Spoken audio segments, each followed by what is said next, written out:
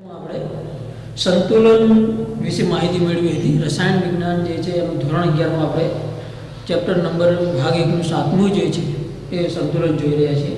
તો આગળના ભાગમાં આપણે સંતુલન શું છે એના વિશે માહિતી મેળવી હતી. સંતુલન ક્યારે મળી શકે છે, સંતુલન જે છે એ સામાન્ય રીતે કોને કહેવાય છે એ માહિતી મેળવી હતી. સંતુલન એવી પરિસ્થિતિ છે કે જે સમતુલતા જાળવી રાખી રહી છે. એને આપણે રાસાયણિક વિજ્ઞાનમાં સમજવા માટે થઈને આપણે રાસાયણિક પ્રક્રિયાઓને ધ્યાનમાં લીધી હતી. આપણે એવું કહ્યું હતું કે રાસાયણિક પ્રક્રિયાઓ જે છે એ પ્રતિવર્તી અને અપ્રતિવર્તી હોઈ શકે છે. એમાં કહ્યું હતું કે અપ્રતિવર્તી પ્રક્રિયાઓ જે છે એ એક જ દિશામાં આગળ વધી રહી છે, એટલે કે પુરોગામી દિશામાં આગળ વધી રહી હોય છે. તો એમાં સંતુલન આપણને મળતું નથી. પરંતુ જે પ્રક્રિયાઓ પ્રતિવર્તી છે એટલે કે પુરોગામી દિશામાં પણ જાય છે અને પ્રતિગામી દિશામાં પણ જાય છે, તો એમાં સંતુલન મળે છે. જેમ કે આપણે કહ્યું કે કોઈ આપણું પ્રક્રિયાકાર છે તો એ નિપજ પણ બનાવે છે અને અમુક સમયે નિપજ બન્યા બાદ એ ફરી પાછું પ્રક્રિયક પણ બનાવે છે. હા, આના માટે આપણે શરતે કહી હતી કે આ જે છે એ પ્રક્રિયાઓ બંધ પાત્રમાં થવી જરૂરી છે. આના માટે જે પણ પ્રણાલી છે એ બંધ પ્રણાલી હોવી જરૂરી છે.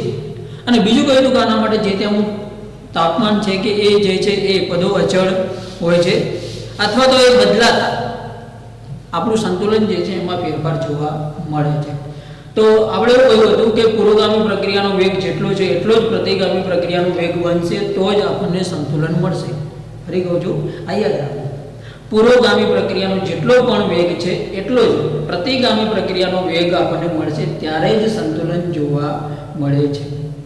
તો એ સંતુલન આપણને મળે છે. એમાં અમે લાસ્ટમાં કહ્યું હતું કે સંતુલન જે છે આપણે રાસાયણિક પ્રક્રિયાઓમાં અંશત જોયું. તો એમાં હવે આગળ વિશે જોઈએ. પહેલાં આપણને એનસીઆરટી પ્રમાણે કહ્યું છે તો અહીંયા આપણે જોવું છે ભૌતિક પ્રક્રમ જે છે આપણે આજે જોઈશું ભૌતિક પ્રક્રમમાં સંતુલન. તો ભૌતિક પ્રક્રમમાં જે છે એમાં સંતુલન જે છે એ આપણને કઈ રીતે જોવા મળે છે અને ભૌતિક પ્રક્રમ શું છે. તો પહેલા જોઈએ ભૌતિક પ્રક્રમ એટલે આ કેવી ભૌતિક પ્રક્રિયાઓ જે છે રાસાયણિક પ્રક્રિયાઓમાં રસાયણ જે છે રાસાયણિક પ્રક્રિયા આપણે કેવી કહી હતી, માનો કે કેલ્શિયમ કાર્બોનેટ છે તો એ શું છે, સોલિડ છે. એની પ્રક્રિયા થાય છે તો એમાંથી શું બને છે, એને જો દહન કરવામાં આવે તો એ કેલ્શિયમ ઓક્સાઇડ બનાવે છે અને એની અંદરથી બીજું શું બને છે તો CO2 બને છે. તો એ કેલ્શિયમ ઓક્સાઇડ છે એ પણ શું છે, સોલિડ છે અને CO2 ગેસ સ્વરૂપે મળે છે. આ પ્રક્રિયા જો બંધ પાત્રમાં છે તો ફરીથી એ પાછી આપણે પ્રતિવર્તીપણે વર્તે છે અને આ જે છે એ સંતુલન આપે છે. તો આ પ્રક્રિયા જે રસાયણ હોય, કેલ્શિયમ કાર્બોનેટ હતો અને એમાંથી કેલ્શિયમ ઓક્સાઇડ અને કાર્બન ડાયોક્સાઇડ બને છે. આ સોલિડ હતો એમાંથી સોલિડ અને ગેસ બને છે. સોલિડ પણ બંને બની શકે, ગમે તે બની શકે, જે આપણે એનો ભાગ છે સમાંગ અને વિસમાંગ પ્રણાલી. પણ અહીં એ જોઈએ તો અહીં જે છે એ આનું સ્વરૂપ બદલાય છે. પણ આપણે ભૌતિક પ્રક્રમમાં સંતુલન જોવું છે તો એ એવું હશે કે એની અંદર જે ભૌતિક અવસ્થા છે એની અવસ્થા જે છે તો ત્યાં આપણને ફેરફાર જોવા મળે, નહીં કે એમાં રાસાયણિક ક્રિયા, બરાબર, રાસાયણિક ફેરફાર જે છે એમાં કોઈ ફેરફાર જોવા મળશે નહીં. એની ફોર્મ્યુલા જે હતી, જેમ કે મારી પાસે શું છે H2 પાણી છે અને એમાંથી H2O એ રૂપાંતરણ પામશે. તો આ H2O જે છે આપણે માનો કે બરફ હતો તો H2O શું બનશે, પ્રવાહી બની શકે છે. તો આ શું થયું, ભૌતિક પ્રક્રમમાં સંતુલન. તો આ રીતના સંતુલન જે છે એ આપણને એકન આપેલા છે. એમાં અહીં સમજવાનો વિષય છે અને એમાં અમુક બાબતો જે છે ખાસ યાદ રાખજો કે જેમાંથી સામાન્ય રીતે પ્રશ્ન તમને મળી શકે છે. ઇવન MCQ પ્રશ્ન પણ અહીંથી સામાન્ય રીતે, આમ તો મોટા પ્રશ્નો પાછળ ઘણું એવું છે, પરંતુ ક્યાંક સામાન્ય બાબતે અમુક સિમ્પલ પ્રશ્નો પણ પૂછાતા હોય છે. તો એ પ્રશ્નો જે છે એ કયા અને કઈ ખાસ બાબત આધાર રાખવાની, જેમ કે ગલન બિંદુ, ઉત્કલન બિંદુ, આવા શબ્દો પણ અહીં ધ્યાનમાં તમને આવશે. તો આપણે જોઈએ કે ભૌતિક પ્રક્રમ. તો ભૌતિક પ્રક્રમ માનો કે આપણી પાસે ઘન અવસ્થા છે તો ઘન અવસ્થા જે છે એ સામા રૂપાંતર પામે, માનો કે પ્રવાહીમાં પામે છે, અથવા તો એ સામા રૂપાંતર પામે છે તો એ વાયુમાં પામે છે. તો કહી શકો તો એ પ્રવાહી જે છે પાછું ઘનમાં જવું, એ જ વાયુ જે છે એનું ઘનમાં જવું, પ્રવાહી છે એનું વાયુમાં થવું, વાયુ છે એનું પ્રવાહીમાં થવું. તો બસ આ કહેવાય ભૌતિક પ્રક્રમમાં સંતુલન. તો ભૌતિક પ્રક્રમમાં સંતુલન ઘન જે છે એમાંથી પ્રવાહી, ઘનમાંથી પ્રવાહી હતો, ઘનમાંથી વાયુ, પ્રવાહીમાંથી વાયુ. તો આ રીતે જે છે એ ભૌતિક અવસ્થાઓ બદલાય, નહીં કે એની રાસાયણિક ફોર્મ્યુલા જે છે એ. તો એવા સંતુલન જે છે આપણને અહીં આપેલા છે અલગ અલગ, તો એમાંથી 5 પ્રકારના સંતુલન આપ્યા છે. તો એમાં સૌપ્રથમ આપણે જોઈએ તો અહીં જોઈએ છીએ ઘન પ્રવાહી સંતુલન. અહીં આપણે જોઈશું ઘન પ્રવાહી સંતુલન. તો ઘન અને પ્રવાહીનું તો આગળ તમને જે એક્ઝામ્પલ આપ્યું તેના પછી ઘન તરીકે મારી પાસે શું છે H2O છે જે બરફ સ્વરૂપે છે, અને એ પ્રવાહી તરીકે H2O પરંતુ એ પ્રવાહી તરીકે છે. તો બસ જો H2O રાસાયણિક સૂત્ર એનું હોય છે, પરંતુ સોલિડ હતું આ લિક્વિડ બને છે. તો આ જે છે સંતુલન કઈ રીતે જોવા મળે છે તેનું ઉદાહરણ સમજીએ તો ધારો કે એક સારું એવું બંધ પાત્ર અથવા તો સારી કક્ષાનો થર્મોસ ફ્લાસ્ક, બરાબર ને, પણ આ કેવા છે કે એ જે છે એકદમ ઉષ્મારૂપ, બરાબર, ઉષ્માનું પણ જે છે એ વહન કરવા દે છે નહીં, બરાબર ને. થર્મોડાયનેમિક્સ ઉષ્માગતિશાસ્ત્રમાં જોઈએ તો આપણે એવી પ્રણાલી લઈએ છીએ કંઈક જે છે આની દિવાલ એવી છે કે એ શું છે એકદમ ઉષ્મારૂપક દિવાલ છે કે જે બહારની ઉષ્મા છે એને અંદર આવવા નહીં દે અને અંદરની ઉષ્માને બહાર જવા દેશે નહીં. તો આ પ્રકારનું આપણું જે છે સારી કક્ષાનું ઉષ્મારૂપક એવું થર્મોસ ફ્લાસ્ક લીધેલું છે. એની અંદર આપણે શું રાખેલું છે તો એક અમુક તાપમાન, તો કયું તાપમાન, તો આપણે કે ધારો કે 273 કેલ્વિન તાપમાને શું લીધો છે અંદર બરફ લીધેલો છે, અને એ જ સમયે બરફ જે છે ક્યાંક પાણી બનેલું છે. તો આ સમયે 273 કેલ્વિન તાપમાન અને સામાન્ય વાતાવરણ દબાણ જનરલી કેટલું હોય છે આપણી પાસે તો એક વાતાવરણ દબાણ. તો યાદ રાખજો ઘન પ્રવાહી સંતુલનમાં એક વાતાવરણ દબાણ 273 કેલ્વિન તાપમાને ઉષ્મારોધક પાત્ર જે છે એની અંદર આપણે બરફ અને પાણી જે છે એ લીધેલું છે. તો આ બરફ અને પાણી જે છે એમાં સમયની સાથે જેમ જેમ સમય જઈ રહ્યો છે તો શું જોવા મળે છે એ આપણા માટે સમજવાનું છે.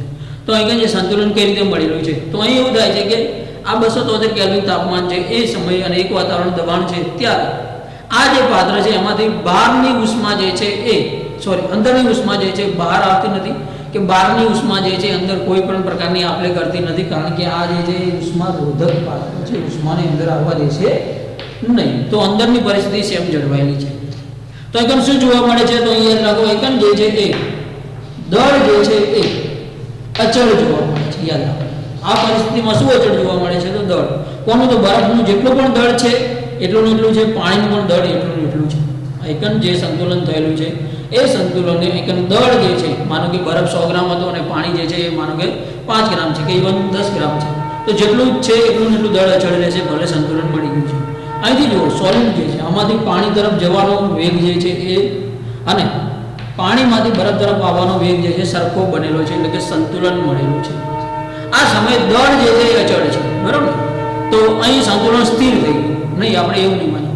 હંમેશા યાદ રાખવું ભૌતિક કે રાસાયણિક પ્રક્રમ જે છે એ સંતુલન મળે છે, સંતુલન બન્યા બાદ એ કેવા છે ગતિશીલ હોય છે. ગતિશીલ એટલે કે અહીંથી જવાનો વેગ પણ ચાલુ જ છે અને અહીંથી ફરી પાછો આવવાનો વેગ પણ ચાલુ જ છે, એટલે સંતુલન જે છે એ સ્થિર એવું લાગે છે કે સ્થિર છે, પરંતુ હકીકતમાં સ્થિર હોતું નથી. એ કેવું છે ગતિશીલ સંતુલન છે. ગતિશીલતા વધુ અભ્યાસ જે છે આમાંના એક એક્ઝામ્પલ આવશે એનાથી આપણે સમજીશું. ગતિશીલતાને કહેવાય છે કે અહીં જે છે H2O ના આગળ માનો કે 10 અણુઓ જે છે એ પાણી બને છે, તો પાણીના અણુઓ જે છે ફરીથી એ બરફ બની રહ્યા છે. આ પ્રક્રિયા જે છે ક્યાં, તો માનો કે ધારો કે બરફનો આ જે ટુકડો છે, હું એક ટુકડા ઉપરથી તમને સમજાવું. માનો કે તમારી પાસે બરફનો આ એક ટુકડો છે, તો અહીં શું થતું હોય છે તો અહીં જે એની સપાટી છે બરફનો આ ટુકડો છે એમાં સપાટી છે એના ઉપરનું બળ કેવું હોય છે અલગ.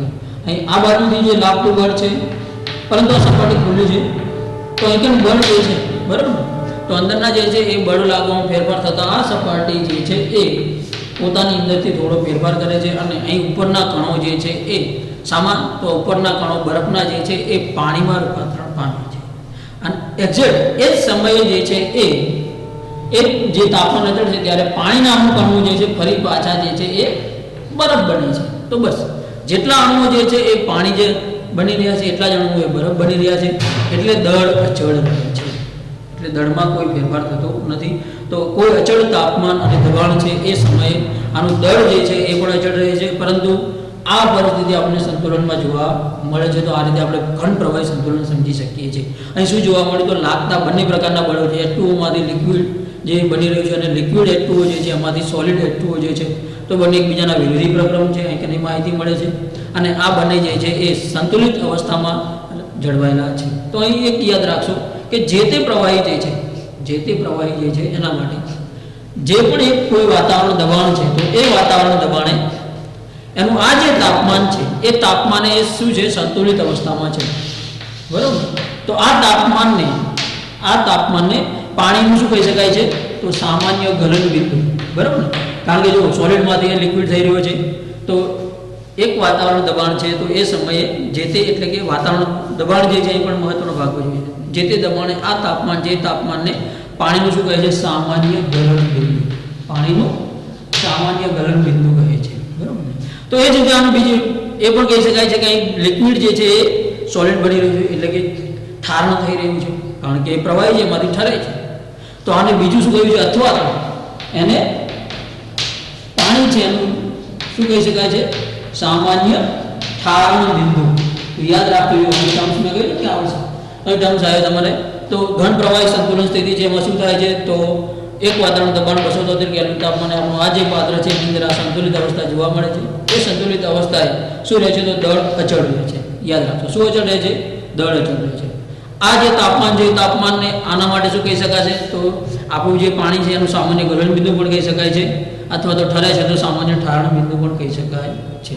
બીજું કે અહીં જે છે, બરાબર, સામાન્ય ગલન બિંદુ કે ઠારણ બિંદુ એ વાતાવરણ છે.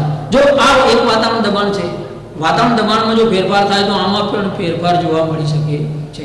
એના ગલન બિંદુ અને ઠારણ બિંદુ જે છે એક વાતાવરણ, ધારો કે આ તો આપણે અહીં સપાટીએ જોઈએ છે કે 273 કેલ્વિન તાપમાને આપણને બરફ જે છે એ પીગળતો જોવા મળે છે.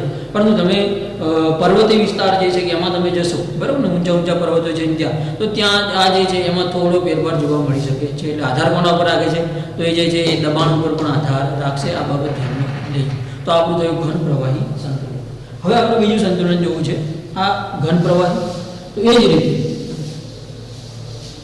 આપણું પ્રવાહી જે છે, બરાબર, એની સાથે બાષ્પનું સંતુલન, બરાબર. તો બીજું સંતુલન આપણે જોઈશું પ્રવાહી બાષ્પ, એટલે કે જે વાયુ અવસ્થા બને છે. તો પ્રવાહી બીજું જોઈશું આપણે પ્રવાહી બાષ્પ સંતુલન. તો પ્રવાહી બાષ્પ સંતુલન જે છે એમાં પણ આપણે એક્ઝામ્પલ સમજીએ કે આપણી પાસે અહીં પણ H2 ને ધ્યાનમાં લઈએ. H2O જે છે લિક્વિડ સ્વરૂપે છે, સંતુલિત પરિસ્થિતિ આપશે અને એ શું બને છે, તો H2O જ છે, પરંતુ એ બાષ્પ રૂપમાં એટલે કે ગેસ રૂપે છે. એ પોતે ગેસ, અથવા તો એને આપણે બાષ્પ શબ્દ અહીં વેપર લખતો હોય છે, બરાબર. તો અહીં જે છે આ સંતુલન અવસ્થામાં આવે છે. H2O ની વેપર બાષ્પ જે છે એ H2O લિક્વિડ સાથે સંતુલિતમાં શું થયું હશે, જેટલા જણું આ બાજુ જઈ રહ્યા છે એટલા જણું આ બાજુ આવવાનું સરખો વેગ થઈ ગયો છે. તો પુરોગામી વેગ એટલે જ પ્રતિગામી વેગ અને સંતુલન મળે છે. તો આ સંતુલનને એક એક્ઝામ્પલથી સમજીએ. તો એક્ઝામ્પલ આપણે આપ્યું છે કે અહીં પણ શું અચળ રહે છે, જેમ જો પેલામાં શું આપણે કહ્યું યાદ રાખતા જઈએ આપણે. અહીં ટર્મ્સ જે છે ઘન પ્રવાહી સંતુલન હતું, એના માટે શું કહ્યું, તો દળ અચળ છે, બરાબર. જે તે તાપમાન યાદ આપણે રાખશું, બધામાં આવશે તાપમાન બદલતા ફેરફાર થાય છે, દળ અચળ છે. અહીં આપણે બીજું શું જાણવા મળ્યું, સામાન્ય ગલન બિંદુ. અહીં આપણે શું સમજ્યા છીએ, સામાન્ય ગલન બિંદુ કોને કહેવાય, અથવા તો સામાન્ય ઠારણ બિંદુ. તો આ બાબત જોઈ છે, જે દબાણ બદલતા એમાં થોડો ફેરફાર જોવા મળે છે. અહીં આપણે પ્રવાહી બાષ્પમાં જોવું છે. તો પ્રવાહી બાષ્પમાં આપણે કહીએ તો અહીં તમને એક એક્ઝામ્પલ આપ્યું છે. લઈએ તો ધારો કે તમે એક કાચની વ્યવસ્થિત બંધ પેટી લીધેલી છે. એ જે છે એની અંદર અહીંથી જે છે તો એક યુ આકારનું મર્ક્યુરી ભરેલું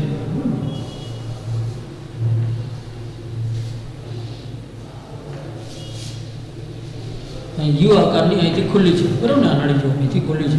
તો અહીં શું ભર્યું છે, પારો મર્ક્યુરી, એને જોડાણ કરે છે. હવે બહારનું દબાણ જે છે જનરલી કેટલું છે, તો એક વાતાવરણ દબાણ જે સામાન્ય હોય છે આપણે, અથવા તો સામાન્ય વાતાવરણ દબાણ, બરાબર. તો આ એક વાતાવરણ દબાણ છે. અંદર જે છે એ દબાણમાં જો અને થોડાક જે છે પ્રવાહીના અણુઓ કે કંઈ હોઈ શકે, તો અંદર આપણે શું થોડા સમય માટે અમુક કલાકો માટે આપણે અંદર મૂકો નિર્જળ કેલ્શિયમ ક્લોરાઇડ, અહીં આપણે મૂકો CaCl2, નિર્જળ કેલ્શિયમ ક્લોરાઇડ. તો એ થોડા કલાકો માટે રાખો. અંદરનું જે ભેજ છે એ ભેજ બધે બધો આશું નિર્જળ CaCl2 છે એ શોષી લે છે. તો આ બધો ભેજ એ શોષી લે છે.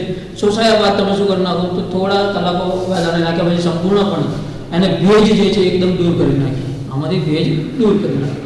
હવે તમે શું કરો છો તો આનું દબાણ જે છે અંદર કોઈ પણ અણુ નથી, તો આ જેટલું દબાણ છે એટલું દબાણ આ થઈ ગયું છે. અને અહીં મર્ક્યુરી જે છે સમાન આ રીતે જોવા આખો દેખાય છે ત્યાં જોવા તમને મળશે. હવે તમે અંદર બારીકાઈથી ચૂઝ કરી દે શું મૂકી દો અંદર એક પેટ્રી ડીશ અથવા તો તમે કોઈ પણ એક નાની એવી જે છે ડીશ લઈ અને એની અંદર શું પાણી મૂકી દો. બરાબર, આપણે અહીં જો પાણી જે છે પ્રવાહી સ્વરૂપે મૂકી એને સંતુલિત કરવું છે. તો પાણી મૂકી દીધું. હવે આને આપણે તમે રહેવા દઈશું. બરાબર, તો આ સમય જે આપણું સામાન્ય વાતાવરણ દબાણ છે અને એ સમય જે નોર્મલ ટેમ્પરેચર છે એ સમયે આપણે આ પરિસ્થિતિ કરી રહ્યા છીએ. તો એ સમયે અહીં જે છે અંદરનું જે પ્રવાહી છે તો એ પ્રવાહીનો એક એવો ગુણધર્મ છે તો પ્રવાહી જે છે યાદ રાખો એની સપાટીના અણુઓ જે છે એ કેવા છે ખુલ્લા છે. તો અહીં ધારો કે અંદરનો અણુ છે તો એને બધી બાજુથી એક સરખું બળ લાગી રહ્યું છે. બરાબર ને, જે વાંડરવાળસ બળ હોય છે. પણ આ જે સપાટી છે ત્યાં ખુલ્લી હોવાના કારણે એના ઉપર જે ગતિ ઉર્જા છે એમાં ફેરફાર જોવા મળે છે. અને અંદરના કણો જે છે અને હિલચાલ જે છે બધી બાજુ સરખી છે પણ આનંદ ઉપરથી શું મળી ગઈ છે સ્વતંત્રતા મળી ગઈ છે. સ્વતંત્રતા છે એને કુલ છે તો એને ખુલ્લા વાતાવરણમાં જવું છે. તો એ કણો શું કરે છે દોડી અને ઉપર જવાનો પ્રયત્ન કરે છે. તો એ દોડી અને ઉપર જવા લાગે છે. બરાબર ને, આ કણો ઉપર જાય છે. આ કણો ઉપર જશે તો ફરીથી નીચેની સપાટી ખુલ્લી થશે. તો એમ ધીમે ધીમે અમુક કણો છે. બરાબર, કણો એકદમ નાના છે આપણને ખબર છે એટલે આપણે બારીકાઈથી એને કહી નહીં શકીએ કે આ રીતે, પણ આ જે છે એ જનરલ એક જથ્થાત્મક અભ્યાસ હોય છે. બરાબર, તો આ કણો ઉપર જઈ રહ્યા છે. ઉપર જે છે H2O લિક્વિડમાં હતા એમાંથી સમા જાય છે. H2O બાષ્પો બની રહ્યા છે. તો એનો કયો દર ચાલુ છે તો એકમ જે છે યાદ રાખશો આ વાતાવરણ દબાણ આ જે છે એમાં અહીં બાષ્પાયન દર જે છે બાષ્પાયન દર જે છે બરાબર ને, બાષ્પ બનવાનો જે દર છે એ એકને ચાલુ છે. અને આ દર કેવો હોય યાદ રાખશો કે આ દર અચળ હોય છે. બરાબર ને, ધીમે ધીમે વધે છે અને પછી આ નહીં અહીં જે છે H2O લિક્વિડમાંથી બાષ્પ બનવાનો દર આ ખાસ યાદ રાખજો. હું એક આલેખ પણ બતાવું છું તમને. H2O લિક્વિડમાંથી બાષ્પ બનવાનો દર કેવો હોય છે અચળ હોય છે. તો અચળ દર જે આ સમય તાપમાન પણ અહીં જે તે તાપમાન જે છે વાતાવરણ દબાણ છે એ ટર્મ્સ એના છે. બરાબર ને, એ બદલું તો આપણને ફેરફાર જોવા મળશે. તો બાષ્પાયન દર કેવો હોય છે અચળ હોય છે. અને અચળ જે છે એ બાષ્પાયન દર ધીરે ધીરે એક અચળ જ છે. પરંતુ બીજું શું થાય છે તો ક્યાંક કણો જે છે બાષ્પમાં આવી રહ્યા છે. તો H2O જે લિક્વિડ હતા એ બાષ્પ બની ગયા છે. આપણું પાત્ર બંધ છે તો બંધ હોવાના કારણે અંદર કણોનો વધારો થવા લાગ્યો. તો કણો વધે છે તો આ કણો જે વધે છે એ કણો શું કરે છે તો કણોના કારણે અંદર જે છે એ એક પ્રકારનું દબાણ ઉત્પન્ન થાય છે. જેને આ ધારો કે પાણી જે છે એ પાણીના કણો ઉપર ગયા છે તેને કહેવાય છે પાણીનું દબાણ. તો શું બન્યા બાષ્પો ને તો પાણીનું બાષ્પ દબાણ અથવા તો આપણે જનરલ શબ્દ એકલો શું લઈએ છે બાષ્પ દબાણ લેતા હોઈએ છીએ. તો આ પાણીનું બાષ્પ દબાણ જે છે એ એકને વધે છે. અમુક સમય વધતા પછી એ જે છે વધ્યા પછી અહીં આ ભેગા થઈ જશે તો પછી બાષ્પ દબાણ જેટલું થશે એ બાષ્પ દબાણ કેવું બનશે અચળ બનશે. અને એ અચળ બનતા અહીં શું જોવા મળશે સંઘનન જોવા મળશે. બરાબર, સંઘનનનો દર જે છે એ પછી ધીમે ધીમે વધતો જશે. બરાબર, આ દર વધતો નથી. બરાબર, અચળ એ શબ્દ યાદ રાખો. આ દર કેવો છે બાષ્પ દર અચળ છે પરંતુ સંઘનન દર જે છે કે કણો ભેગા થવા લાગ્યા એ ફરી પાછા પ્રવાહી બનવા લાગશે. તો H2O લિક્વિડમાં દવાનો આ દર જે છે અચળ હતો ચાલુ છે પરંતુ આ દર શરૂઆતમાં હતો નહીં. અહીં જેમ જેમ કણો વધતા ગયા વેપર વધતી ગઈ તો અમુક સમય બાદ આ જે છે એ દર ધીમે ધીમે શરૂ થશે અને એટલો શરૂ થશે કે આના જેટલો થઈ જશે બસ આટલો થઈ જશે એટલે મળશે સંતુલન. તો આને કહેવાય છે પ્રવાહી બાષ્પ સંતુલન. તો આ પ્રવાહી બાષ્પ સંતુલન મળ્યું છે. અહીંયા આપણને શું જાણવા મળ્યું તો અહીં પણ આપણે પ્રવાહી બાષ્પ સંતુલન એમાં શું તો બાષ્પ દબાણ તમે નવ ટર્મ્સ મળી રહ્યા છે. બરાબર, બાષ્પ દબાણ અચળ. બાષ્પ દબાણ આપણને જોવા મળે છે જે તે પ્રવાહી છે એ પ્રવાહીનું બાષ્પ દબાણ અહીંયા હોય છે. બરાબર, અને બીજું એ કે અહીં બાષ્પાયન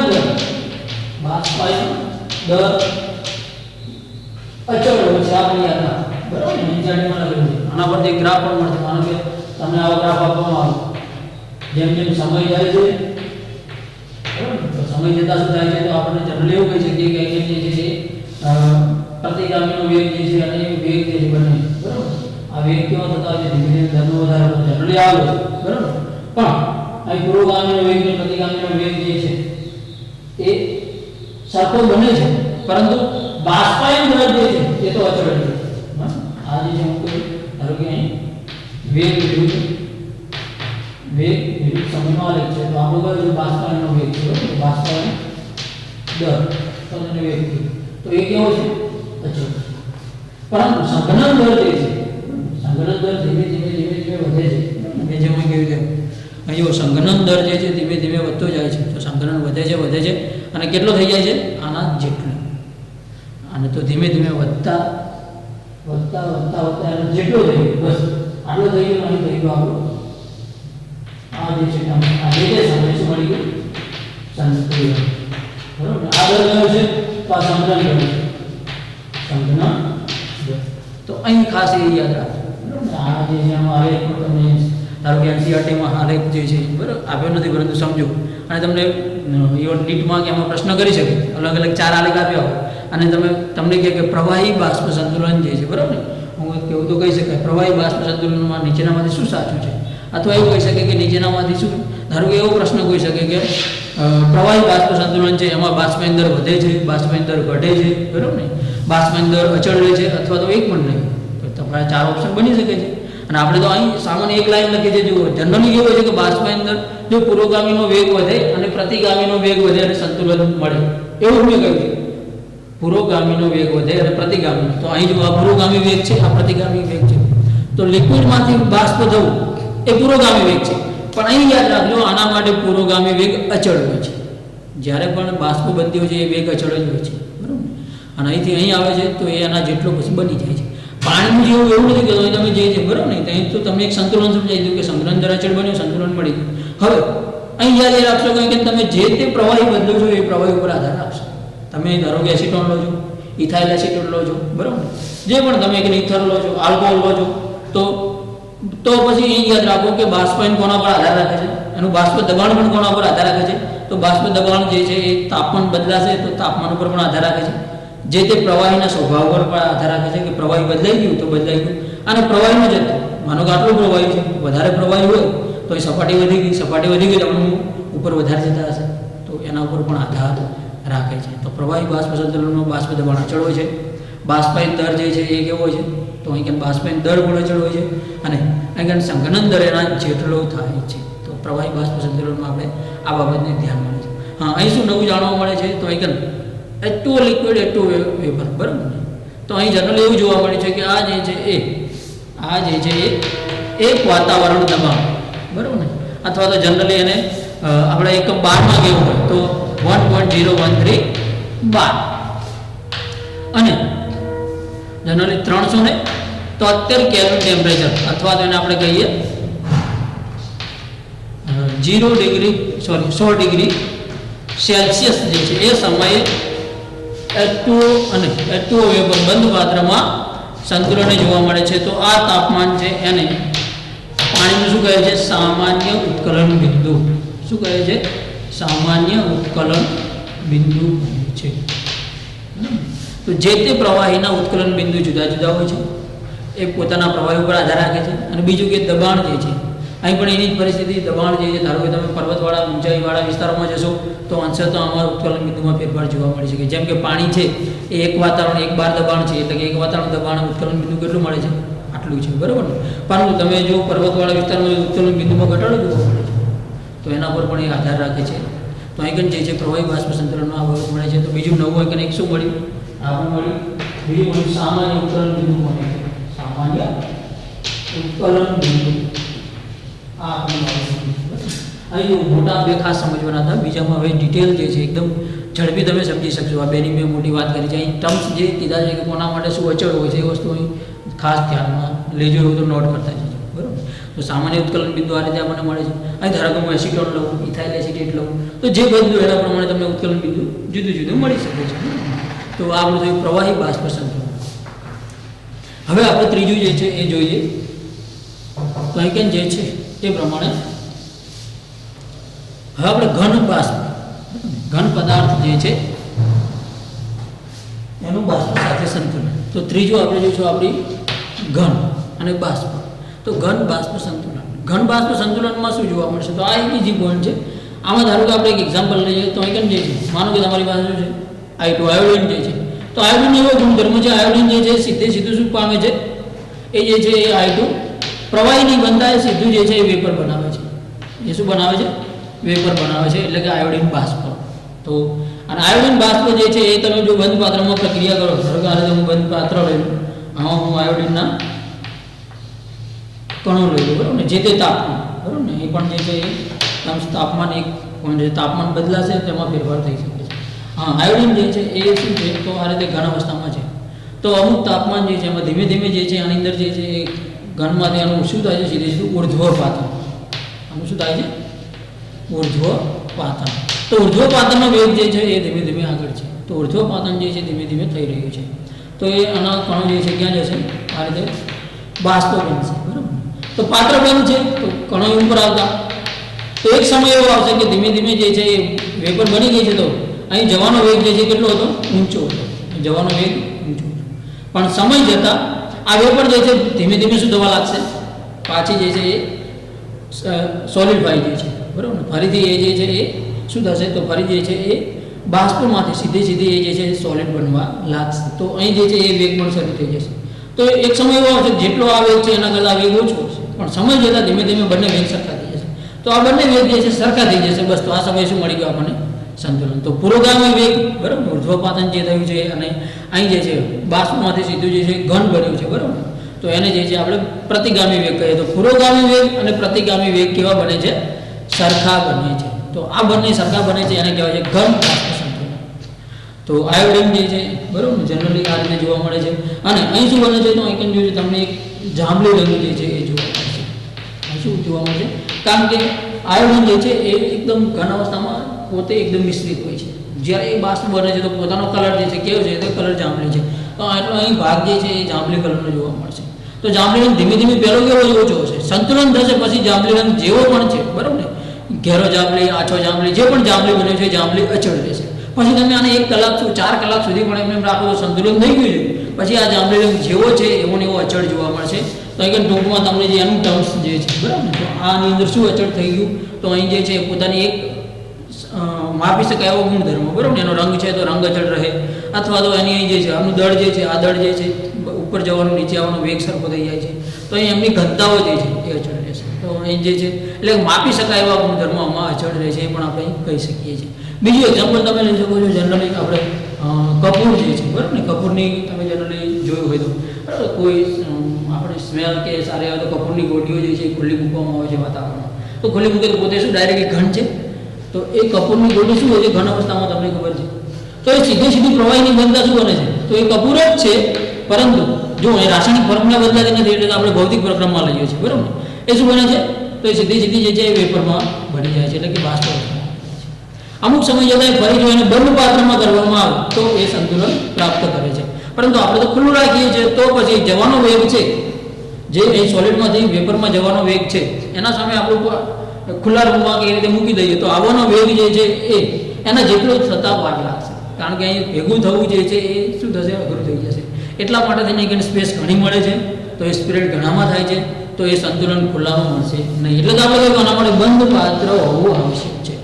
એ જ રીતે અહીં તમે બીજું કહી શકો છો એમોનિયમ ક્લોરાઇડ, NH4Cl જે છે, બરાબર, એ પણ શું છે? આ રીતે સંતુલનમાં જોવા મળે છે બાષ્પ સાથે, બરાબર. તો આની બાષ્પ જે બને છે કેવું બને છે? સફેદ ધુમાડો. કેવું બને છે? સફેદ ધુમાડો. આ રીતે સંતુલિત અવસ્થામાં જોવા મળે છે. તો આપણે શું છે? ઘન બાષ્પ સંતુલન. તો આ રીતે આપણે એક ત્રીજું સંતુલન પણ આ રીતે સમજી શકીએ છીએ. એમાં પણ આપણને શું? તો એનો જે તે રંગ છે કે જે છે બાબત અચળ જોવા પડી શકે છે. એ પણ આપણે લખવું જોઈએ કે ઘન બાષ્પ સંતુલન.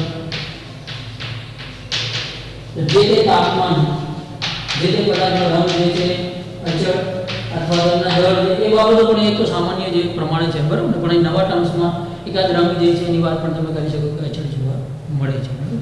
તો આ સંતુલન જે છે એ રીતે સમજી શકાય છે. તો નેક્સ્ટ આપણે જે છે સંતુલન હવે જોઈએ.